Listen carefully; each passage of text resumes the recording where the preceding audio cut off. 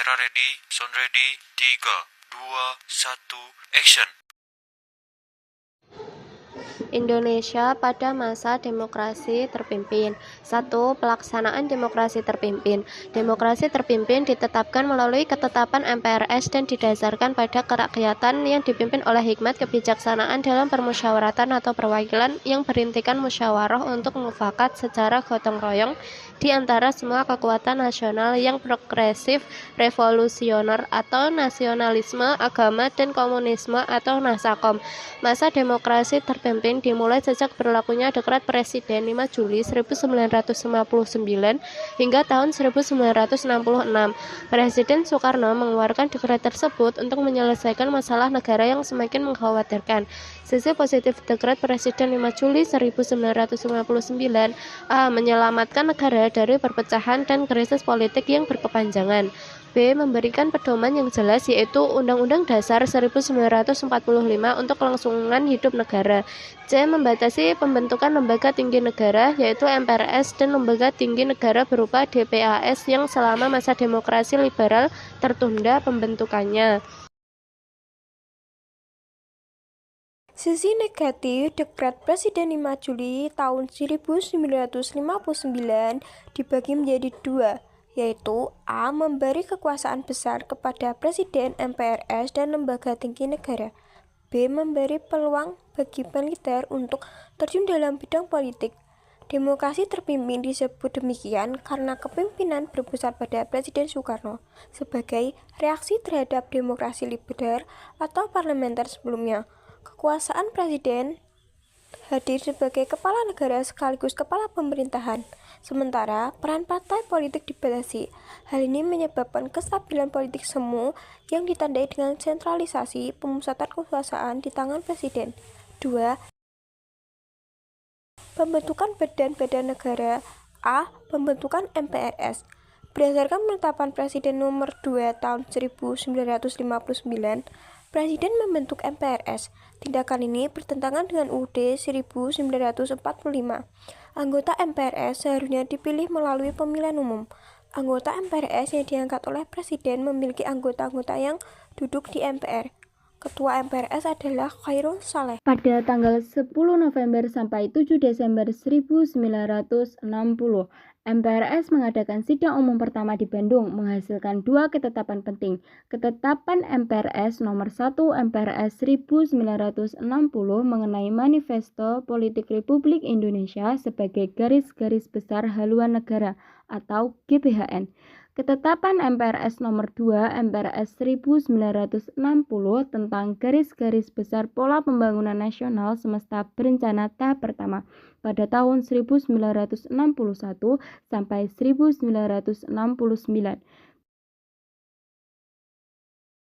B. Pembentukan DPR gotong royong atau DPR-GR dan pembentukan DPA. Berdasarkan UUD 1945, Presiden bertindak dalam penjabatannya di bawah MPRS, tetapi dalam kenyataannya MPRS tunduk kepada Presiden. Setelah pembubaran DPR hasil pemilu 1955 pada 5 Maret 1960, karena DPR menolak pidato Presiden pada tahun 1960, Presiden pembentukan DPR gotong royong atau DPR-GR. DPR-GR diisi oleh perwakilan partai besar seperti PNI, NU, dan PKI, serta ABBRI yang bertentangan dengan Undang-Undang Dasar 1945, sebab kekuasaan legislatif berada di bawah Presiden. C. Pembentukan Dewan Pertimbangan Agung Sementara atau DPAS. DPAS dibentuk berdasarkan penetapan Presiden nomor 3 tahun 1959. Keanggotaan DPAS terdiri dari 24 orang wakil fungsional, 12 orang wakil partai politik, dan 8 orang utusan daerah. Tugasnya adalah memberikan jawaban atas pertanyaan Presiden dan mengajukan usul kepada pemerintah. DPAS dilantik pada 15 Agustus tahun 1959. DPAS bersama MPRS dan DPR-GR menempatkan diri di bawah pemerintah. Dasar hukumnya adalah Dekret Presiden 5 Juli 1959. D. Pembentukan Front Nasional.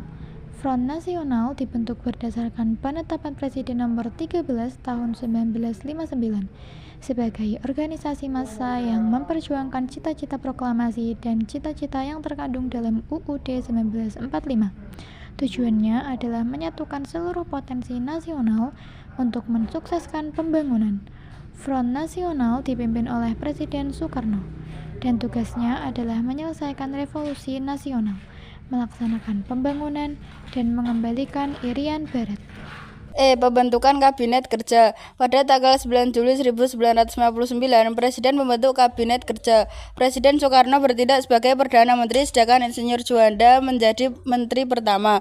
Kabinet ini dilantik pada 10 Juli 1959 dengan program yang disebut Tri-Program Kabinet Kerja yang berisi mencakup kebutuhan sandang pangan, menyelenggarakan keamanan rakyat dan negara, melanjutkan perjuangan menentang imperialisme ekonomi dan imperialisme politik atau Irian Barat. 3. ASEAN Games 4 dan penyelenggaraan Ganevo. Pada masa demokrasi terpimpin, Indonesia pernah menjadi tuan rumah penyelenggara dan penggagas penyelenggaraan Ganevo. Indonesia menjadi tuan rumah ASEAN Games 4 pada tahun 1962. Untuk itu, Soekarno membangun infrastruktur seperti Stadion Utama Senayan. Setelah sukses Asian Games, Indonesia memprakarasi penyelenggaraan Games of the New Emerging Forces atau Ganevo pada 10-22 November 1963 di Jakarta. Sebagai tandingan Olimpiade yang dinominasi oleh negara-negara Old Established Forces atau OLDEFO, Ganevo diikuti oleh 48 kontingen. 4. Pembangunan proyek mercusuar. Pada tahun 1960-an, Indonesia menyepakati hasil pampasan perang senilai 80.308,9 juta yen yang setara dengan 223,8 juta US dollar dibayarkan dalam 12 tahun oleh Jepang.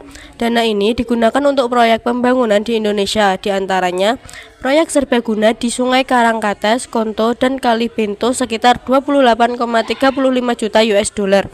Proyek mercusuar yaitu pembangunan gedung-gedung mewah seperti Hotel Indonesia, Hotel Bali Beach, dan Hotel Samudra Beach.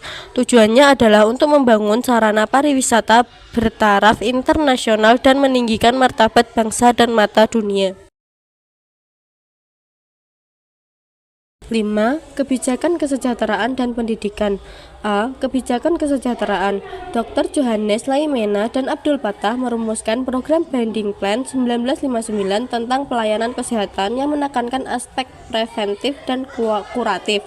Konsep tersebut diterapkan pada Balai Kesehatan Ibu dan Anak (BKIA) dan mulai diintegrasikan ke pusat-pusat kesehatan masyarakat posyandu.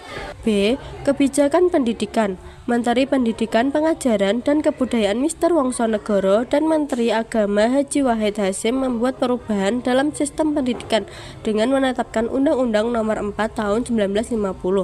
Perubahan tersebut mencakup pelajaran pendidikan agama diberikan pada sekolah rendah dan lanjut kejuruan, pengantar bahasa Indonesia pada sekolah rakyat, pemakaian bahasa daerah digunakan sebagai pengayaan bahasa Indonesia, bahasa Belanda dihapuskan dari sistem pendidikan, sekolah yang masih mengikuti sistem lama warisan Belanda diharuskan mengikuti sistem baru sejak tahun 1951. Kurikulum di Indonesia pada tahun 1952 mengalami penyempurnaan yang dikenal dengan nama Rencana Pelajaran Terurai 1952 pengganti kurikulum 1947 yang bertujuan menciptakan pendidikan nasional yang demokratis. 6. Arah politik luar negeri Indonesia pada masa demokrasi terpimpin. A. Peran aktif Indonesia pada awal masa demokrasi terpimpin. Peran aktif Indonesia ditunjukkan melalui pengiriman pemasukan Garuda II ke Kongo untuk bergabung dengan pasukan perdamaian PBB. Presiden Soekarno berpidato di sidang umum PBB pada tanggal 30 September 1960, membawakan judul To Build the World Anew. Ikut memprakarsai berdirinya gerakan non-blok.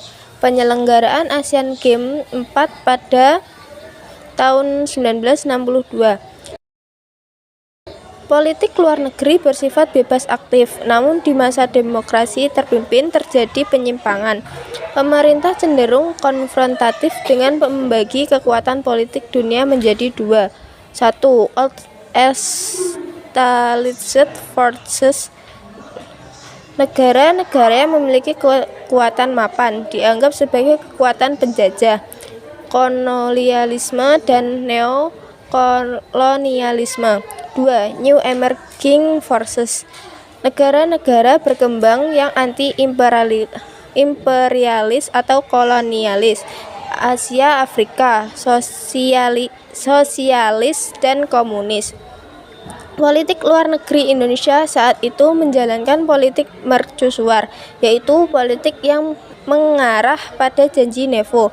Proyek-proyek besar seperti Ganevo diharapkan dapat menempatkan Indonesia pada kedudukan terkemuka di kalangan NEVO.